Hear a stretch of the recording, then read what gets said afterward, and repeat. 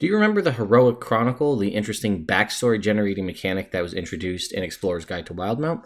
Well, the folks over at D&D Beyond have gone and updated that and made a Sword Coast version of it. I thought that would be interesting to review, but also to see how we could take the concepts of what they change and use it to incorporate into our own homebrew worlds. So if you want to see what that is and my thoughts on it, stay tuned.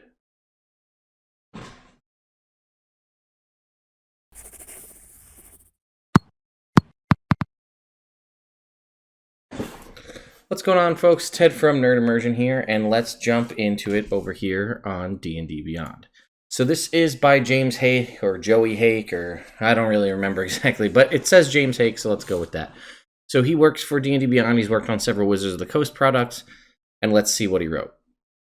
So the Heroic Chronicle System that allows players and Dungeon Masters to work together to build a compelling story. Oh, this is actually the excerpt from Explorer's Guide to Wildemount, so I won't bother reading that.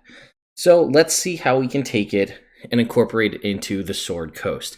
So for when I reviewed it for Wildemount, I was a little confused as to some aspects of it because I'm not entirely familiar with all of the different areas of Wildemount and how that necessarily works together. I am, however, exceptionally familiar with the Sword Coast and Faerun in general, so this should be an easier correlation. So here's an interview talking about the Heroic Chronicle. So let's see. The Sword Coast and the North can be divided into 5 major political regions that are described in Chapter 2 of the Sword Coast Adventures Guide. Lord's Alliance, Dwarfholds of the North, Island Kingdoms, Independent Realms, and the Underdark. Oof, Underdark. So it says Chapter 2 of Sword Coast Adventure Guide takes the Moonshae Isles and kind of calls them the Island Kingdoms. So you know what? Let's do what we did when we did Wildemount, and we'll sort of make a character as we go through and as we learn. So where's my character from? 2. My character is in a Lord's Alliance region. Okay. Background. Your background gives you more than just golden items and proficiencies.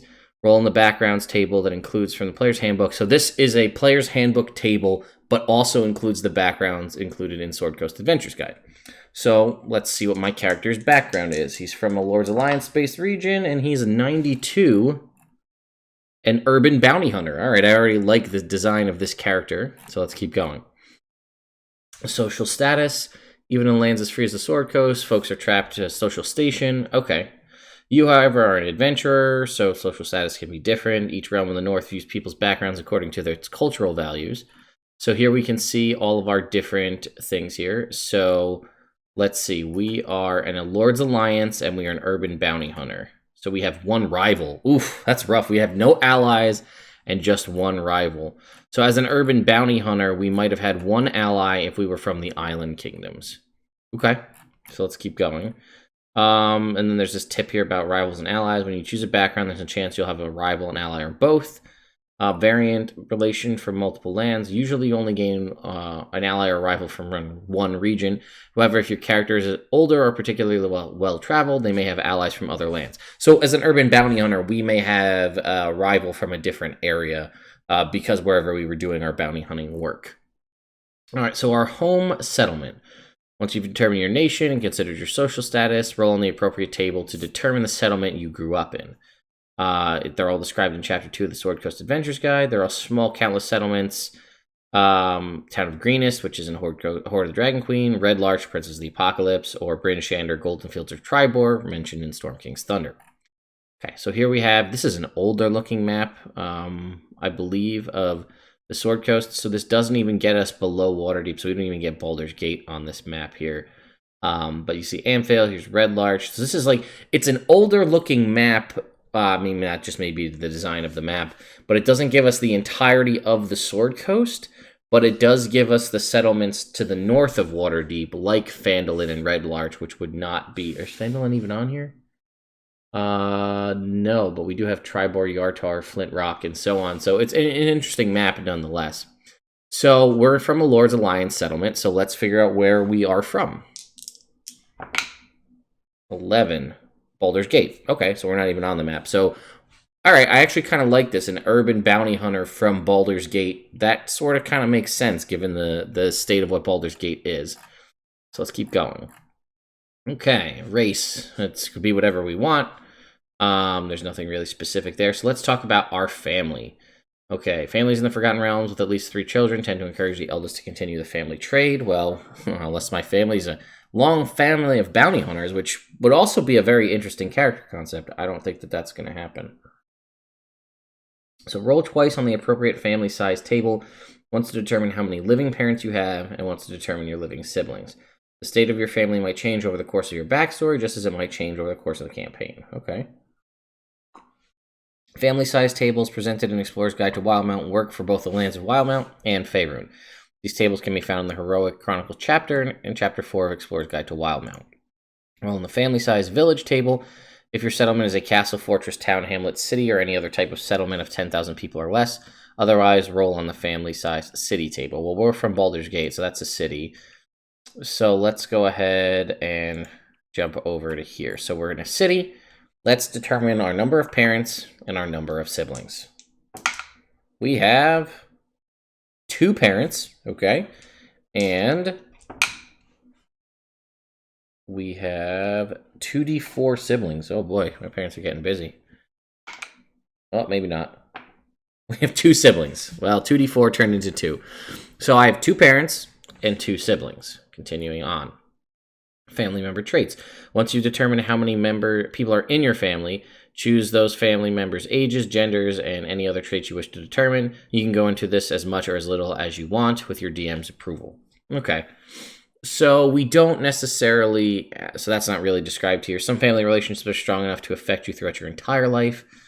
You may have positive relationship, negative relationships. These results will determine the nature of your roll a d3 to determine how many powerful family relationships you have in your family, and then roll once on the family relationships table for each powerful family relationship you have. All right, so we have a d6, so we'll go 1, 2, 3, 4, 5, 6.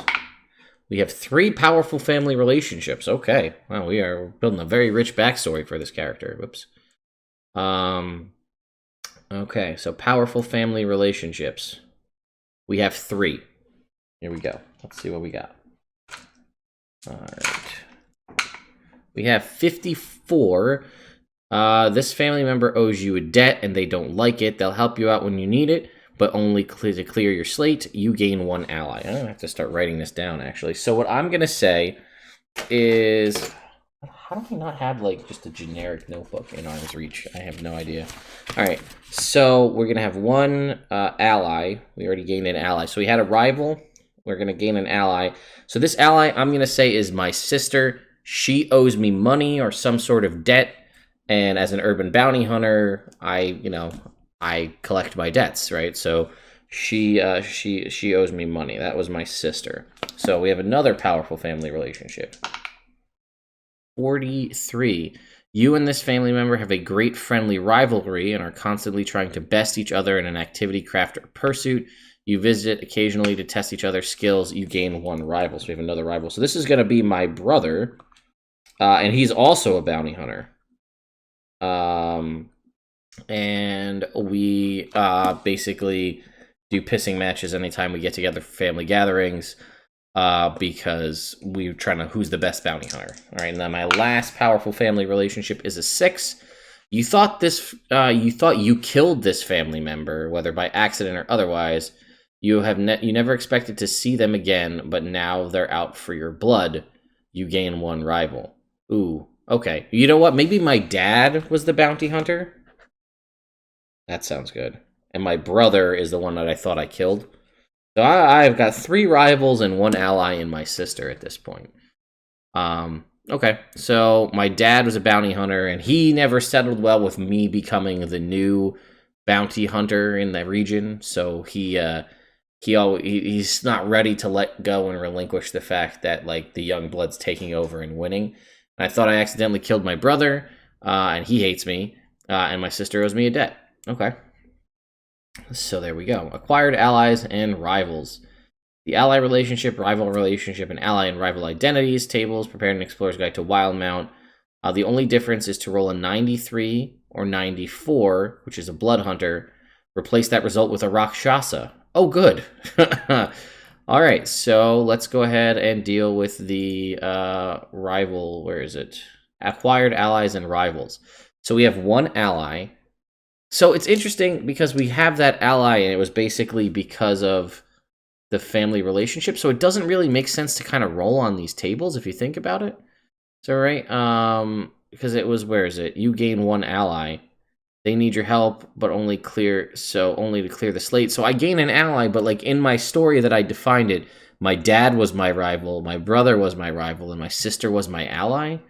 But I'm rolling on this table to determine it. So first of all, I do have a rival from being a bounty hunter, so let's determine that.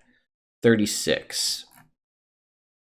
I once loved this person, but I broke their heart. They're now obsessed with making me feel the same pain they felt.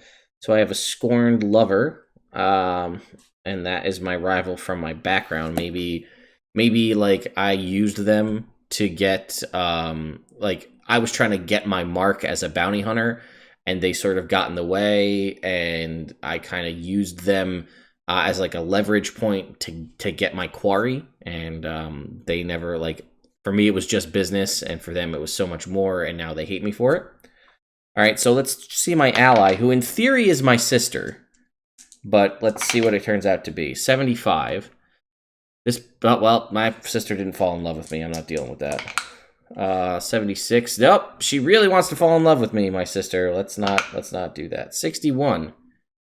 You and this person share a terrible secret, and you've sworn to never reveal it to anyone. They will help you keep this secret if it is ever in danger of being revealed. So that's my sister, I guess. I don't know if like my sister and I share this secret. Maybe it's like, the almost killing my brother. That kind of works out well. So let's see the other two rivals. One in theory is my dad. Oh, this could be interesting. You broke a promise to this person and caused them to suffer greatly. Now they conspire to make someone else break a valuable promise to you. So that could actually work as my dad. And then 82, you helped this person, but once they were down on their luck, and now they go wherever they need. Wait, is that rival? You helped this person but out once when they were down on their luck, and now they go to you whenever they need help. So that's an interesting rival relationship, because that also could work with the concept of my brother. Maybe we got like a James Potter, Severus Snape scenario, where like I saved his life, but I almost killed him at the same time, and now he comes to me all the time, which is an interesting concept. All right, so now rival identities table. That's the relationship, so let's determine the identity. All right, so these are statistics for them. So let's see. My scorned lover is a priest. Oh boy, I'm in trouble. All right, my ally, who may or may not be my sister. My sister is a veteran. Okay. My dad is an assassin. Whoa, boy, this is actually starting to come together pretty well. So maybe that's why my dad is an assassin and I'm a bounty hunter, and like there's potential crossover there. And then my brother, who I may have helped out, who was down on his luck and all this stuff, he's a noble. That doesn't really work. I'm gonna re-roll that one. 65. So he's a scout. Okay, so all of this is actually kind of working eerily well. So I like it. All right, Fateful Moments. Okay. Many of the world's greatest fantasy stories begin with a fateful moment. Roll once on the Fateful Moment table for each fateful moment you gain from an ally or rival relationship. Alternatively, you can use the one Fateful Moment variant rule presented below and roll only once on the table. Okay. If a fateful moment grants you proficiency that you already had, choose any proficiency of the same type, armor, skill, language, etc. If a fateful moment doesn't make sense for your character, for example, if your sibling perished but you don't have any siblings, roll a new event or work with your DM to change it. You can also forego rolling for fateful moments entirely, instead working with your DM to create moments specifically attuned to your character's story. Let's see, is there a one fateful moment? Here it is. The Heroic Chronicle includes some elements of variance, namely in how your characters gain several fateful moments or none at all, based on the result of the rolls. If you want a game where characters are more equal in power from the outset, you may wish to simply give each character a single fateful moment, rather than randomly determining these moments based on their rivals or allies. If a fateful moment references a rival or an ally, the player gets to can choose which of their characters, rival, or allies were involved in that fateful moment. So unfortunately, when we went through and did this, I don't think we got any fateful ally or fateful moments from any of these rivalries, right? It says you gain a rival. We had all these family relationships. I don't believe any of these said you get a fateful moment. I thought it was Yeah, I thought it was designed here, in like built into the story, but I don't. In a family, yeah, I don't see. I see one rival. Let's just try Fateful Moment.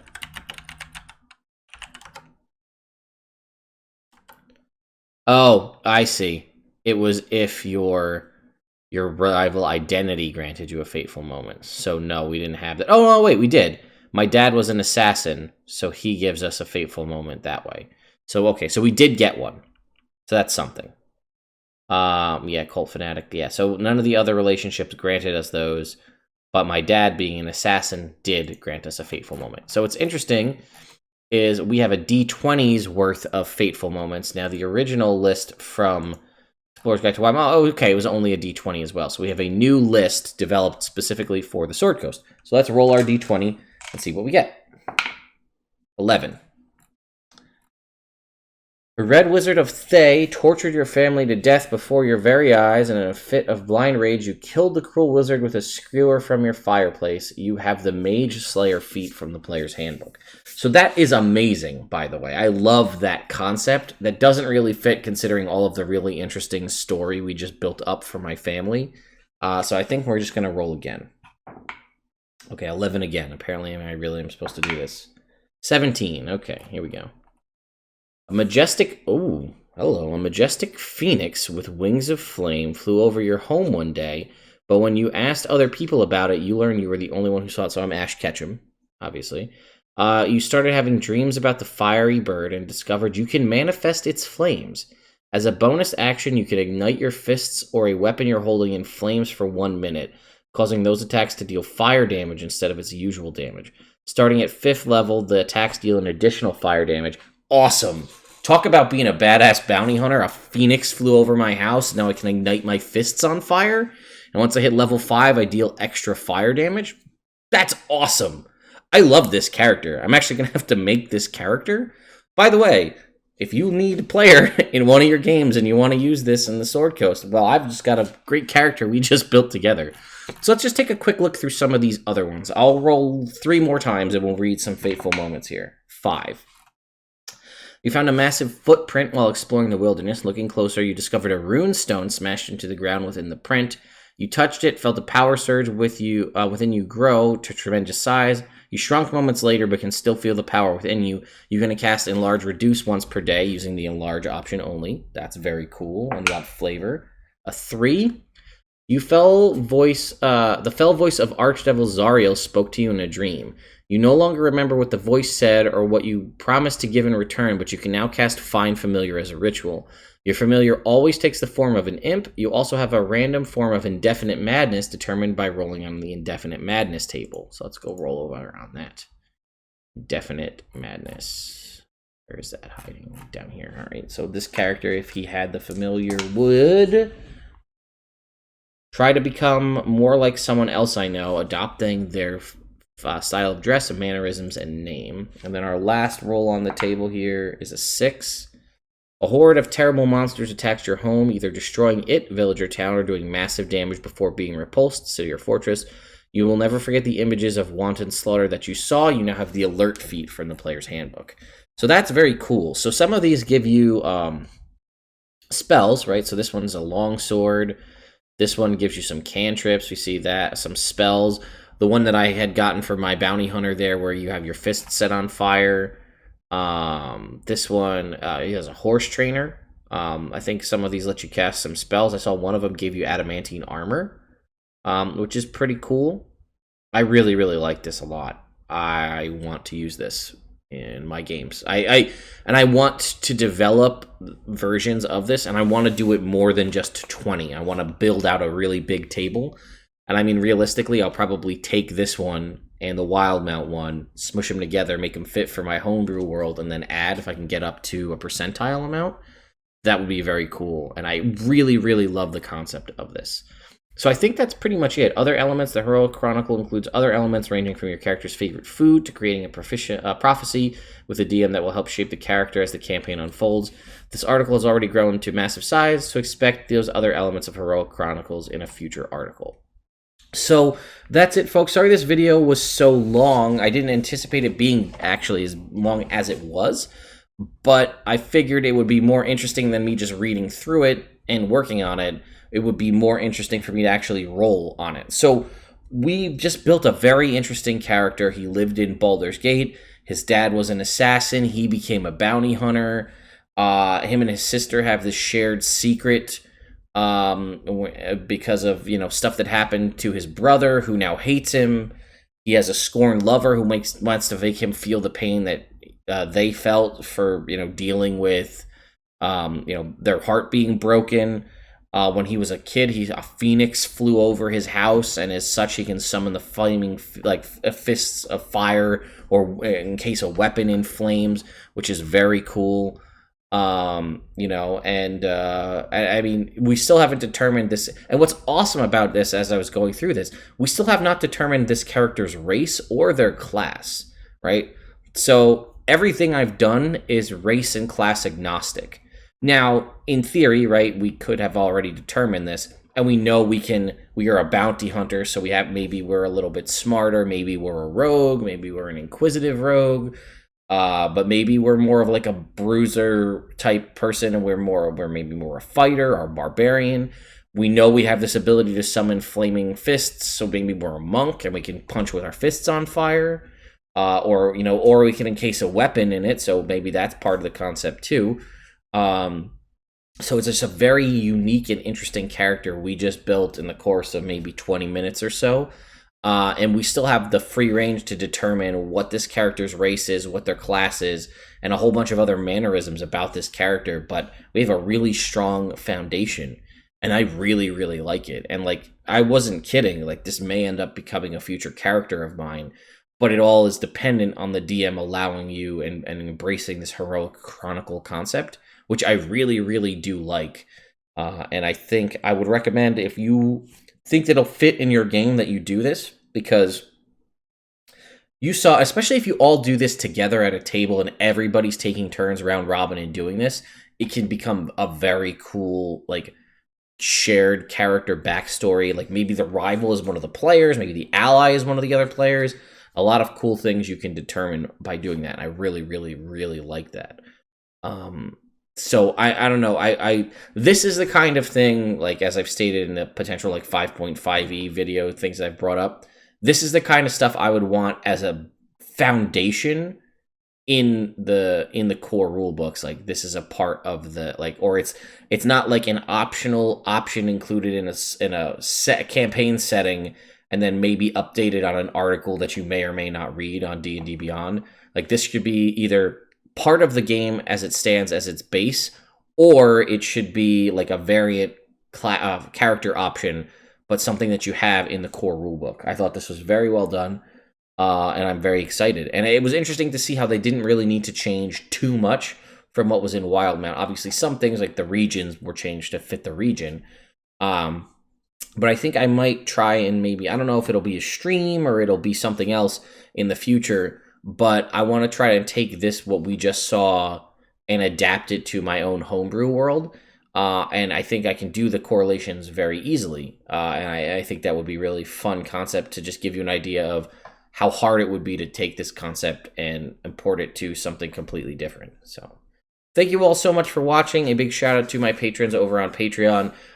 For, you know, there's been a whole bunch of recent boom in people joining that, and that's probably because my homebrew fix for the Ranger is released there, and patrons have access to it for playtest purposes. Don't worry, those of you who come to watch my videos here will obviously get the full fixing it video once it's done, but because Ranger is so important to me and so many others, and it's such a touchy subject, I wanted to have people playtest it first to see what kind of comes out in the playtesting wash or what needs to be adjusted before I go and make the video. So don't worry, you're still going to get the fixing video as you would normally get it, but this time it'll have the benefit of being playtested, so hopefully things will be even that much better by the time I release it.